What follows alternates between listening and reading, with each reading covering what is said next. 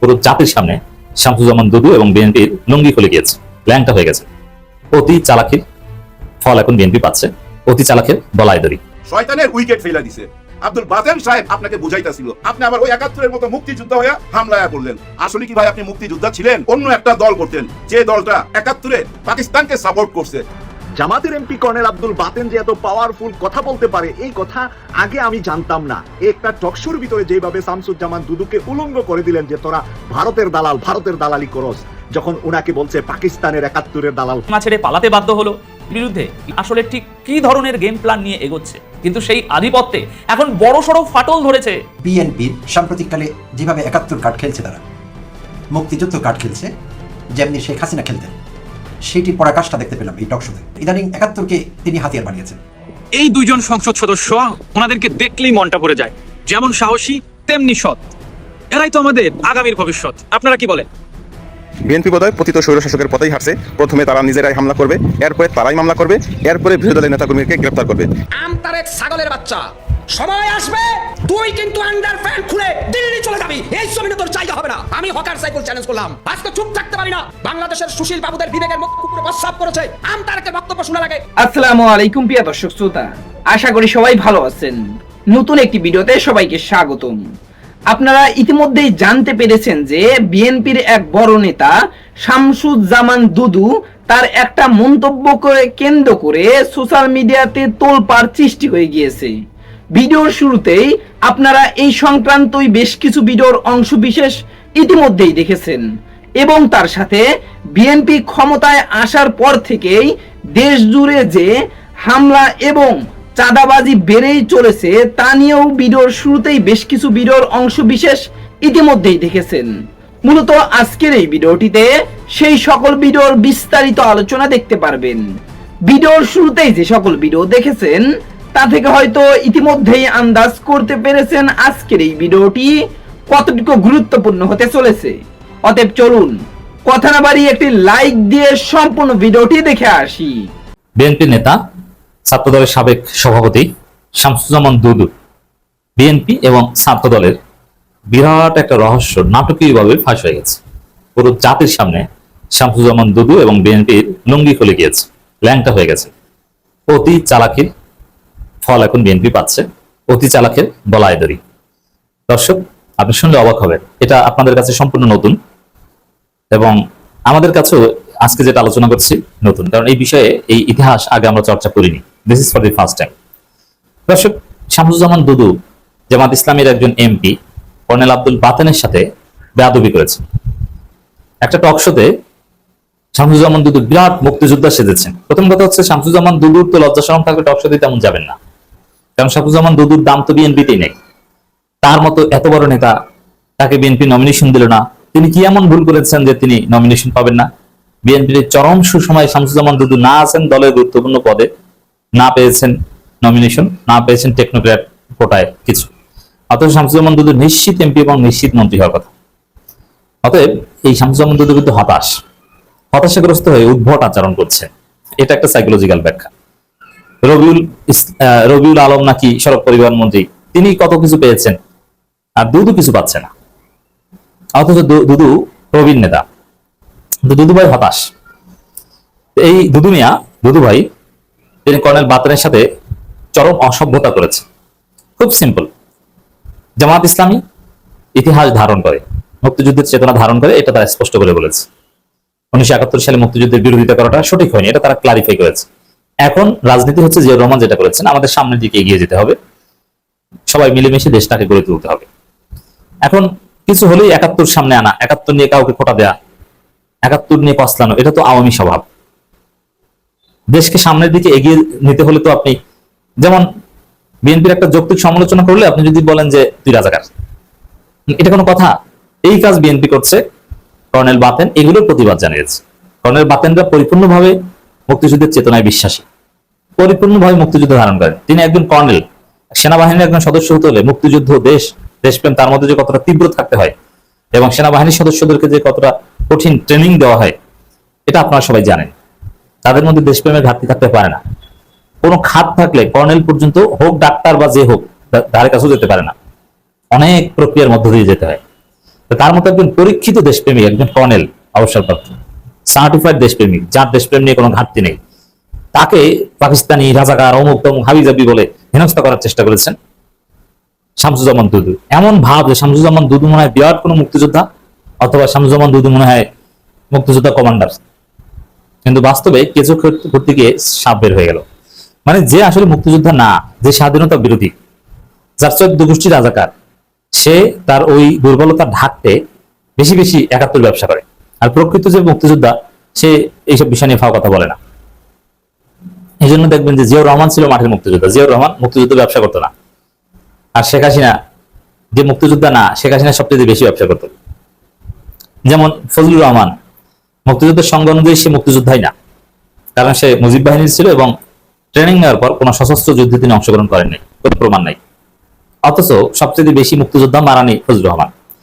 আর বড় বড় মুক্তিযোদ্ধা যারা একদম সশস্ত্র মুক্তিযোদ্ধা, যেমন মেজর হাফিজ, আরো এরকম অনেকে আছে, তারা কিন্তু মুক্তিযোদ্ধা মারায় না, সংসারে মুক্তিযোদ্ধা মারানি না। এই যাদের দুর্বলতা আছে তারাই নিজেদেরকে বড় মুক্তিযোদ্ধা সাজানোর চেষ্টা করে। এটা একটা সাইকোলজিক্যাল ব্যাখ্যা, এটা সাপোর্ট করে।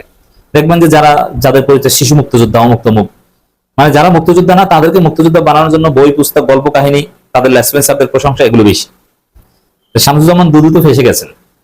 শামসুজ্জামান দুদু স্বাধীনতা বিরোধী ছিলেন, এই তথ্য বের হয়ে এসেছে। শুধু শামসুজ্জামান দুদু না, এই যে ছাত্রদল, স্বাধীনতা বিরোধীরাই ছাত্রদল প্রতিষ্ঠিত করেছে। আমরা শুধু শিবিরকে বলি ছাত্র সংঘ থেকে এসেছে, আরে ভাই এই ছাত্রদল এরা স্বাধীনতা বিরোধী একটা ছাত্র সংগঠনের এক্সটেনশন। বিএনপি স্বাধীনতা বিরোধী মুসলিম লীগ এর এক্সটেনশন, এবং যার ফলে ছাত্রদলের প্রথম দিকে যারা নেতা ছিল তারা প্রায় সবাই এবং তাদের বাপ দাদা 14 গোষ্ঠী রাজাকার ছিল।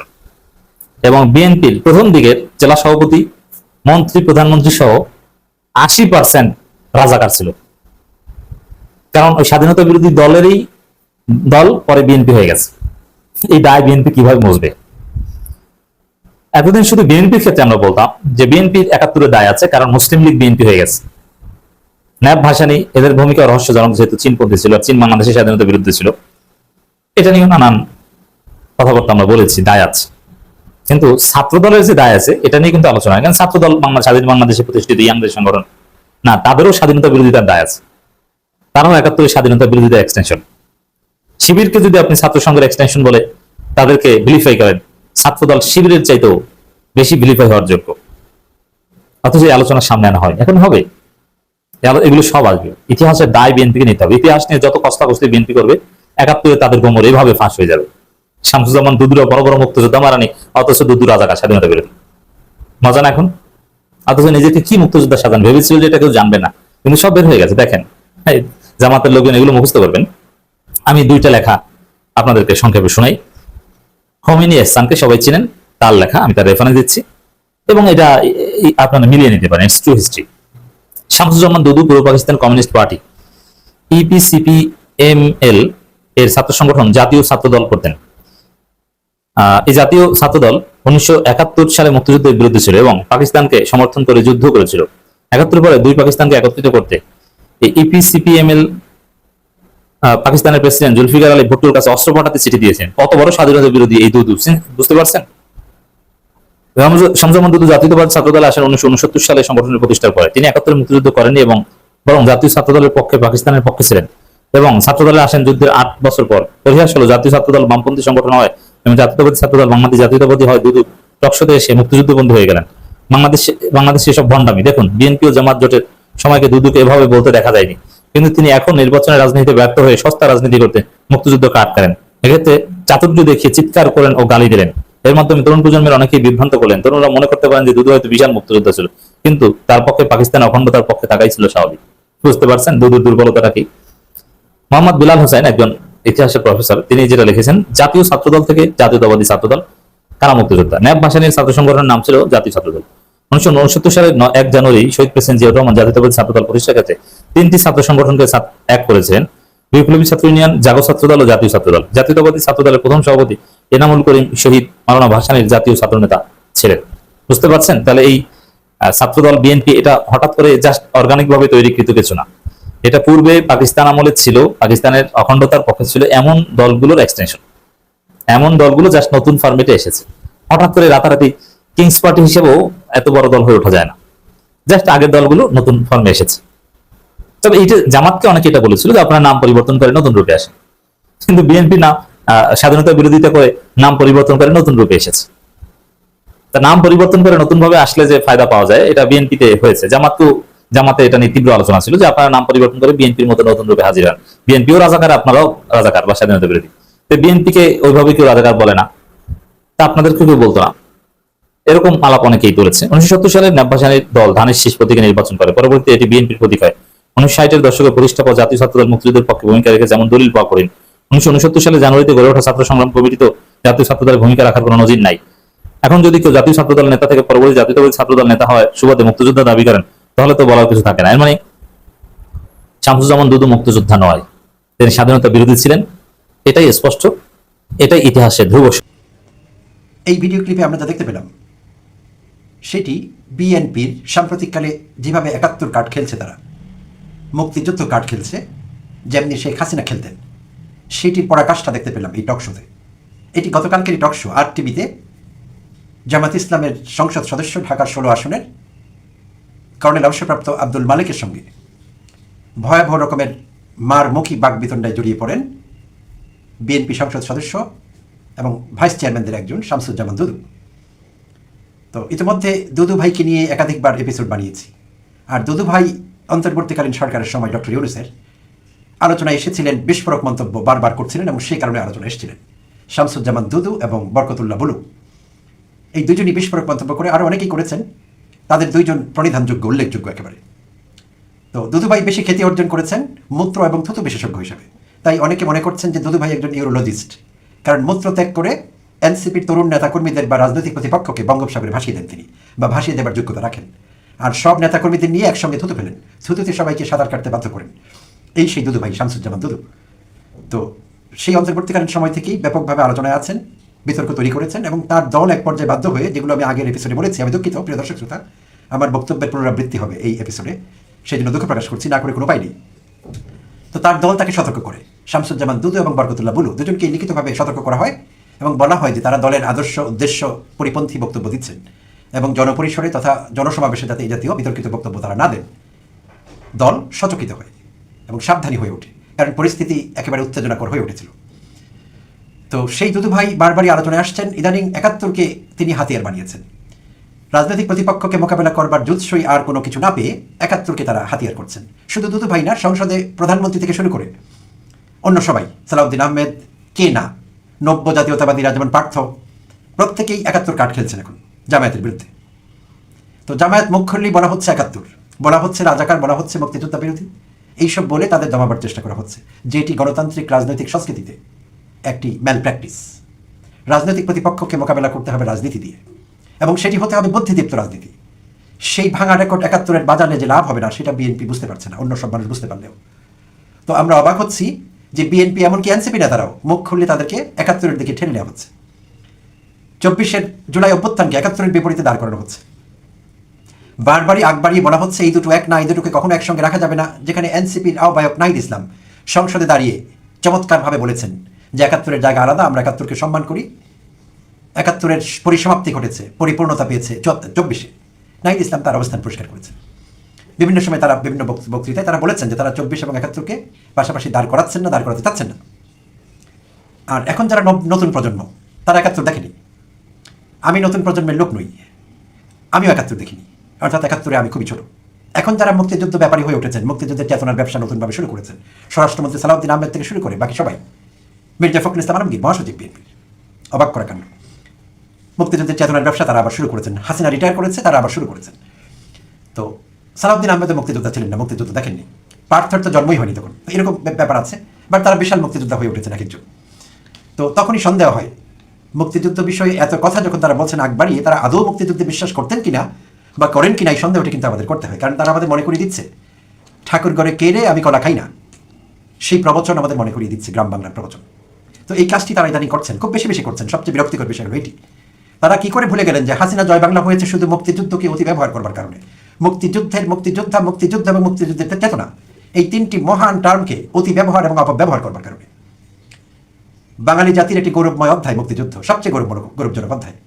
মুক্তিযোদ্ধারা শ্রদ্ধেয়, সম্মানের পাত্র। মুক্তিযুদ্ধের চেতনা একটি মহান চেতনা, কিন্তু এই তিনটিকে শেখ হাসিনা এবং তার আওয়ামী লীগ এবং তার লেসপেন্সাররা গালির সমতুল্য করে তুলেছেন। তাই তরুণ প্রজন্মের ছেলেমেয়েরা যখন মুক্তিযোদ্ধা চেতনার কথা শুনেন, তাদের কাছে এগুলো গালি মনে হয়, এবং that's very much fair and justified. অবশ্যই এগুলো জাস্টিফাইড, কারণ এই প্রজন্ম, আমি আগেই বলেছি, তারা মুক্তিযুদ্ধ দেখেনি, কিন্তু মুক্তিযুদ্ধের নামে জাতির সঙ্গে বেইমানি করতে দেখেছে, বিশ্বাসঘাতকতা করতে দেখেছে, দেশের টাকা বিদেশে পাচার করতে দেখেছে, গুন্ডামি করতে দেখেছে, মানুষ খুন করতে দেখেছে, গুপ্ত হত্যা দেখেছে, আয়নাঘর দেখেছে, এই সব কিছু দেখেছে তারা, কিন্তু মুক্তিযুদ্ধ তারা সচক্ষে দেখেনি। তো যারা দেখেনি সেটি জোর করে তাদের উপর চাপিয়ে দিয়ে সেইটির উপর গভীর বিশ্বাস তাদের মধ্যে নিয়ে আসবার চেষ্টা করা, যারা সেই চেষ্টা করছেন, তাদের উদ্দেশ্যকে আমি সন্দেহ করি। I question their intention very much, এবং আমাকে করতেই হবে। সুপ্রিয় দর্শক শ্রোতা, যেটি বলছিলাম, আমরা দুদু ভাইয়ের যে বক্তব্য দেখলাম, দুদু ভাই যেখানে মার মুখ হয়ে জামায়াতের সংসদ সদস্য কর্নেল অবসরপ্রাপ্ত আব্দুল বাতেনের দিকে ধেয়ে যাচ্ছিলেন, সেটি বিপজ্জনক। আর যদ্দূর শোনা গেছে, আমি যদ্দূর শুনতে পেয়েছি, আব্দুল মালিক বলবার চেষ্টা করছিলেন সবকিছুতে ৭১কে কেন নিয়ে আসছেন। তো দুদু বলছিলেন ৭১ আসবে, হাজারবার আসবে, বারবার আসবে, নিয়ে আসবো। সো এই কাজ তারা সংসদেও করছেন। খুব ইন্টারেস্টিং বিষয়টি। তারা জানে না যে পৃথিবীর অন্যান্য দেশে যারা সত্যিকার অর্থে উন্নতি করছে, যাদের উন্নতি যেটিকে আমরা বলি টেকসই, সাস্টেইনেবল, তাদের চোখ 2050-এ, তাদের চোখ 2060-এ, 2070-এ, 2080-তে বিএনপি দলীয় সংসদ সদস্য, বিএনপি দলীয় মন্ত্রী, এমনকি প্রধানমন্ত্রী তারেক রহমান, দুঃখজনক হলো সত্যি, তাদের চোখ 1971-এ। কি ভয়ঙ্কর কথা! সারা পৃথিবী যেখানে আগে চলছে, সামনে দেখছে, তারা ইন্টারটেরেস্ট্রিয়াল বিষয় নিয়ে ভাবছে, সেখানে আমরা ফিরে ফিরে বারবার যাচ্ছি 71-এ। ভয়ঙ্কর ধ্বংসাত্মক প্রবণতা, ধ্বংসাত্মক খেলা, জাতির বিরুদ্ধে এটি বড় ষড়যন্ত্র। তারা যেটি বলছেন যে মুক্তিযুদ্ধ বিরোধীরা ষড়যন্ত্র করছে, তারা ৭১কে ডিমেইন করছে, 24-কে ৭১-এর বিপরীতে দাঁড় করাচ্ছে, তারা এখন সংসদে না, এগুলো আমাদের বদার করে না, আমাদের বদার করে এই নব্য ষড়যন্ত্রকারীরা এবং নব্য ষড়যন্ত্র। আমরা অবাক হই, আমরা বিস্মিত হই, আমরা দুশ্চিন্তাগ্রস্ত হই। দেশে হাজার কোটি সমস্যা, দেশে আইনশৃঙ্খলা পরিস্থিতি চরম অবনতি, দেশে বেকারত্ব উচ্চ মাত্রায় আছে, এখন প্রবৃদ্ধি নিচে নেমে গেছে, মাথাপিছু জাতীয় আয় কমে গেছে, বেকারত্ব, সবকিছু মিলিয়ে একটি চরম দুঃসহ জীবনযাপন করছে দেশের মানুষ। সেই মুহূর্তে বারবার ঘুরে ফিরে আসছে ৭১। এই বাটপারি আমরা অনেক আগে ধরে ফেলেছি। সো বিএনপি ধরেনি, এটা আমি বলবো না, ধরতে পারেনি সে কথা বলবো না, তারা ইচ্ছাকৃতভাবে ৭১-এর কাঠ খেলছে।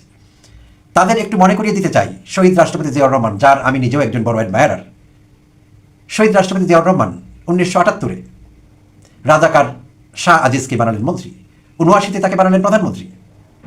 আব্দুল আলিম, শান্তি কমিটি সংশ্লিষ্টতা যার বিরুদ্ধে উচ্চ মাত্রায় অভিযোগ আছে, শান্তি কমিটির লোক, আব্দুল আলিমকে মন্ত্রী বানিয়েছিলেন জিয়াউর রহমান।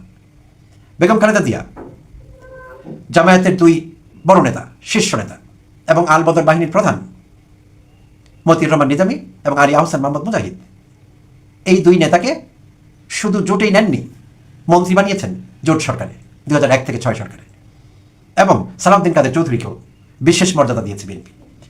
আমি আশা করছি সম্পূর্ণ ভিডিওটি দেখেছেন এবং এই ভিডিওর সাপেক্ষে আপনার কি মতামত সেটা অবশ্যই কমেন্ট বক্সে জানিয়ে যাবেন।